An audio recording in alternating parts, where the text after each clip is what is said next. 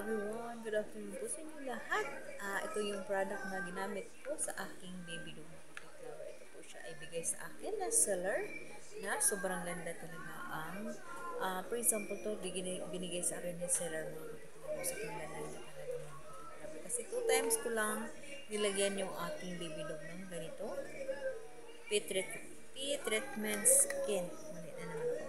Pit skin treatment spray mga puppet lover. Nabubulan naman ako sa pag-affiliate.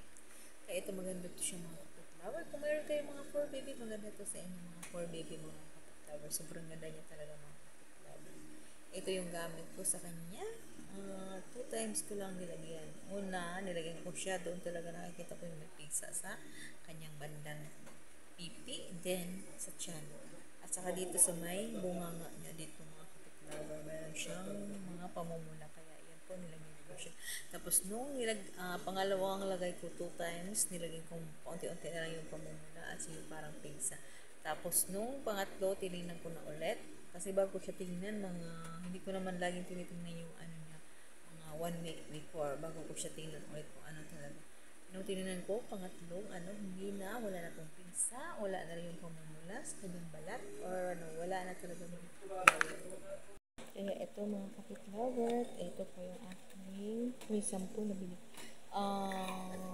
Segundo lang, aprobahan agad ako ni Sina. Kaya sobrang ganda nito. Madami pa. Kasi 2 times ko lang naman nilagyan. Yung bibidog ko, hindi ko na siya lalagyan kasi wala na pong pamumula mga puppet lover. Itago ko na lang. Kung mayroon akong mga 4 baby na makikita na may mga galis talagang lalagyan ko sila i-spam ko. Kaya check out pa kayo mga puppet lover dyan sa aking yellow basket. Sobrang ganda niya talaga mga puppet lover. Hindi kayo magsisisi. Probe na tested ko na po ito. Kasi 2 times ko lang nilagyan yung aking baby dog. Wala na yung pamumula. Wala na yung pigsa-pigsa sa kanyang katawan. At lalong-lalo na po dito banda sa kanyang dito po. Wala na.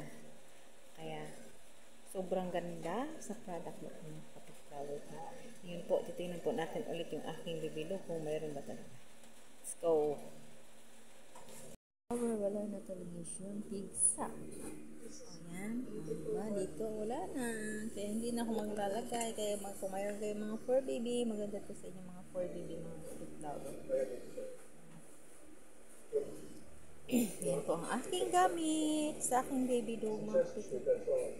Proven at tested ko na po ito mga puppet lover. 2 times ko lang siya nilagyan dito banda sa may pipi niya. May pigsa na malaki.